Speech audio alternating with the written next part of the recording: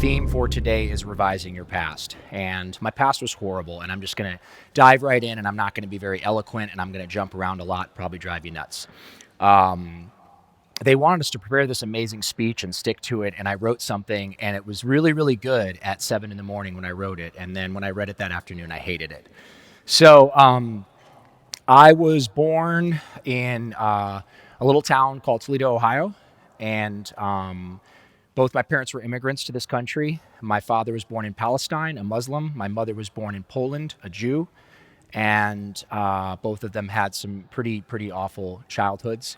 My mother was a small child when the Nazis invaded, and her mother dumped her off on someone's doorstep. It was two sisters, and they took her in, and they were Catholic, and that's how my mother ultimately became Catholic.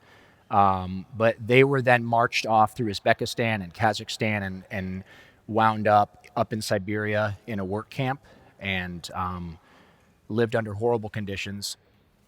My mother barely survived. She contracted TB. She was put into a sanitarium after the war and was always a weak, frail woman. My father was sort of the opposite. My father was born in Palestine before it was Israel, and then it was Israel, it became Israel, then he became a refugee, and then moved to Jordan. Through a strange series of circumstances, they both wound up in Toledo, Ohio, met at university, and got together, and they had me. They were not equipped to be parents. The things that happened to me as a child should never happen to any child. There was a lot of violence, there was incest, there was neglect, and it was a really, really, really bad childhood. My father was very, very violent, and my mother was very codependent, and she would make excuses for him. When it came to the sexual abuse, when I recognized that it was wrong, and I went to my mother and I pulled on her arm and I said, "Mom, please make him stop," she said, "He's just tickling you." And he shooed me away. She shooed me away. Still sort of haunts me to this day to think about that. So it was bad. They did not know how to be parents. And he left when I was about 7 years old, and the neglect continued. And unfortunately, the sexual abuse continued as well. Until I was 11 years old. There was somebody that I really, really looked up to. He was super cool, tall, fit, about 37, 38, 39 years old. His name was Brian. He was my swim coach. And I loved him. I looked up to him. He had a really beautiful girlfriend. He had 2 cool kids. And he had convinced my mother that it was a good idea to take me camping. And needless to say, after that camping trip, I never laughed at his jokes again. I never felt safe again. And that was the beginning of my spiral downward. Drugs and alcohol were absolutely necessary for me. The panic and anxiety attacks that started when I was about 13 years old were unrelenting. So self-medicating myself all throughout my teens and 20s was paramount. I would have died without drugs and alcohol. Suicidal ideation was a constant. And I just continue to circle the drain and circle the drain. I'm going to skip the middle part. I wrote a book about it in great detail, and the book's done really, really well. And that's pretty crazy in itself because I still can't spell or type. But I got a best-selling book. And that really, that's really sort of my message that I want to bring to you tonight, to all of you. And that is that you can do anything. Regardless of what you've gone through, regardless of what you've been through, regardless of what limiting belief, self-limiting beliefs that you have, you can do or you can be or you can accomplish anything. And I am living proof of that. Let's show me at a lovely 109 pounds at 33 years old, a high school dropout, convicted felon, really with a track record that could have landed me in the Hall of Fame of all-time losers, and no hope whatsoever. That's a 33-year-old man without even enough sense to recognize how horrible that hair was. Just was thinking about that, sorry. that was my life. And there was, where was I going to go? Who was going to hire me? What was I going to do?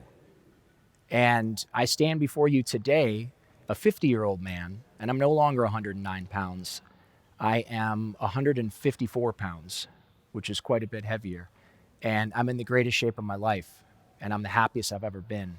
And I've become, to most people's standards or opinion, pretty successful.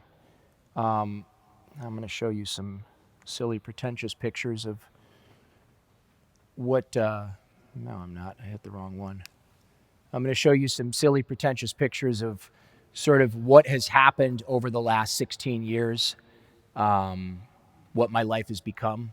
I was so scared of putting away the drink and the drug because my life was going to become boring, and I was going to not have any fun. These are some of the adventures that I've had, and but as cool as I thought some of those pictures were, this is the coolest picture I could possibly show you. So that mom that I hated all my life, that mom that I resented, the mom that didn't protect me, I got a phone call when I was about 8 months clean and sober, and she told me that she had cancer. And I had no money. I couldn't go visit her, and I couldn't help her. I couldn't do anything for her.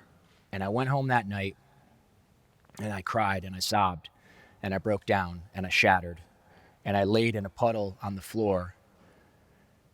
And in that sadness, in that lowest point of my life, came the realization: this woman did the best that she could.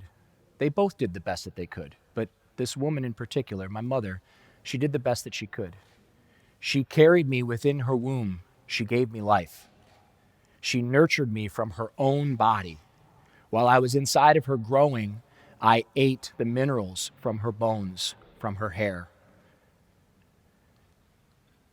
She gave me life. She brought me from her womb. I was born prematurely because, as she put it, my father got a little excited that day. But she brought me forth into this world. She held me to her bosom. She fed me. She nurtured me. I soiled myself 10 times a day on her, and she cleaned me, and she held me, and she loved me, and she did the best that she could. About 30 days after hearing about her cancer and coming to the realization that I was responsible for everything going on in my life, good and bad, I was able to start sending her a little bit of money. Coming to that realization that everything going on in my life, good and bad, was on me and not on her and not on my father, and not because someone touched my naughty spot when I was a child, not because of the neglect and the violence that I witnessed. I got high because it felt great. That's what no one ever wants to talk about. I got high because it felt great. I got high because I'm selfish. I got high because my feelings and the way I feel is way more important than anyone else. I woke up to that realization, and in an instant, in that lowest point in my life, I snapped out of my victim mentality. I had a paradigm shift, or a psychic change, or a spiritual awakening. About 90 days after that phone call, I was able to go back and visit her. Fast forward 18 months later, I had been working 4 jobs, cleaning houses, washing dogs, washing cars, and working at 2 different rehabs at the same time. I was able to go back to that little town in Toledo, Ohio, and fulfill my mother's dream. And my mother's dream was to go back to Poland, where she hadn't been in 39 years. And I sent my mom first class back to Poland. And I also reached out to my dad, and I did some nice stuff for my dad too, but it just didn't work out. My dad doesn't like me. My dad never has liked me. I'm sure somewhere deep down inside, he loves me in some way. I hope he does. And I love my dad dearly, but we have no relationship. And for my own personal mental health, I have to keep a boundary up of no communication whatsoever. I just refuse to expose myself to that pain and to that anguish and to that shame. You don't have to get along with your parents, but they did give us life and they did bring us into this world. So I do feel like you have to love them. So started taking care of my mom, started working all these different jobs, and something happened. Something woke up inside of me, right? I began to feel good about myself. And when I began to feel good about myself, better people started coming around me. And when better people started coming around me, I raised my standards. And when I raised my standards, I started behaving differently. I got better jobs. I got paid more. Doors began to open for me. I began to fill with something called self-worth, which was sort of the opposite of what I had always felt my entire life. Jobs got better. Eventually, I started my own business in 2007. That business took off because people in the community believed in me. They saw me work. They saw me literally learn how to chop wood and carry water at 33 years old and try to the best of my ability to be the man that God intended me to be. So still really rough around the edges and not very eloquent, but a hard worker. And I got that from my mom and my dad, and I love them both for that. Palestinians are some of the strongest people on the planet. Polish people are some of the strongest people on the planet, and I'm proud to be both. So my life got better and better. My mom beat the cancer, and I went back there, almost fell. I went back there, and I put a down payment on that house, and I set up an annuity for her because I was so scared that I might relapse and go back to the drug and the drink and the drug. A little bit of dyslexia. I got her that house. I got her to quit her job at 67 years old, set up that annuity, and I just started to spoil her and spoil her and spoil her and take care of her. And I found in taking care of her that love that I had always desired, right? I got to be that parent. I got to go inside and hug that little boy that was so hurting and so desperate and so needing love. I got to go back in and do a ton of work on myself.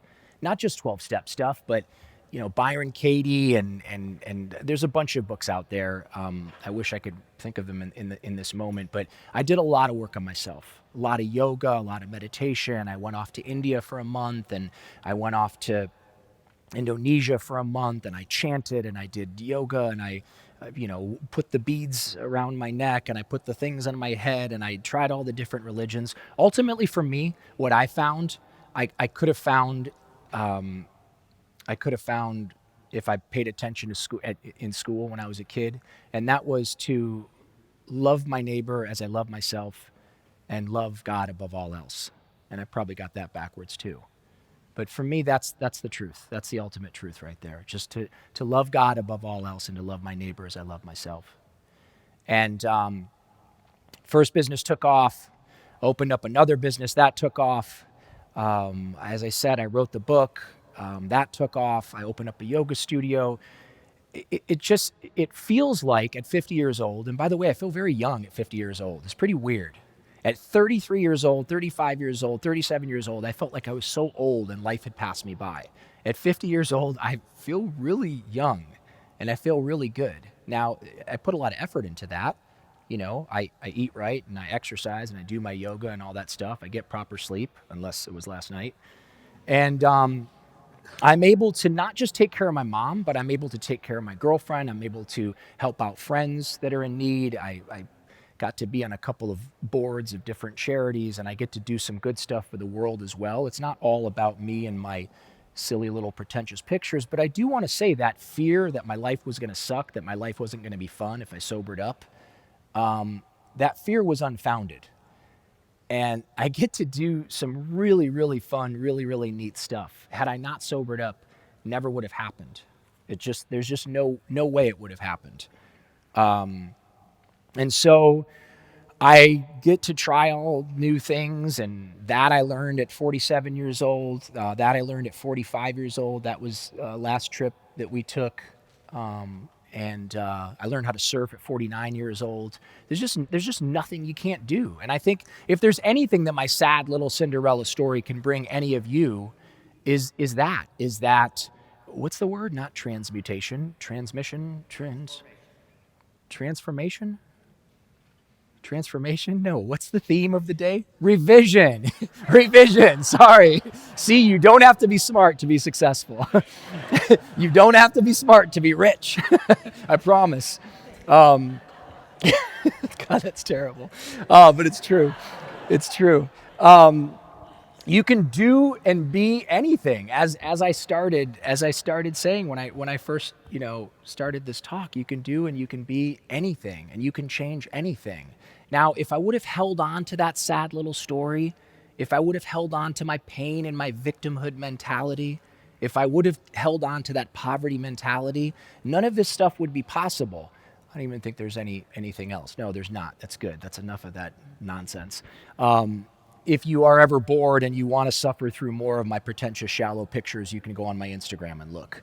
But what I wanted to bring to you is, if you're suffering, if you're in pain, if you're doubting yourself, no matter what you're going through, I want you to know that I can't keep this microphone in my ear. No, I wanted you to know that you can change. And I'm not talking about kind of, sort of. I'm talking about massive, monumental change. It's possible for you. And how do I know it's possible for you? Because if a moron like me that had every card stacked against him can succeed, anybody can. And that's it. Thank you.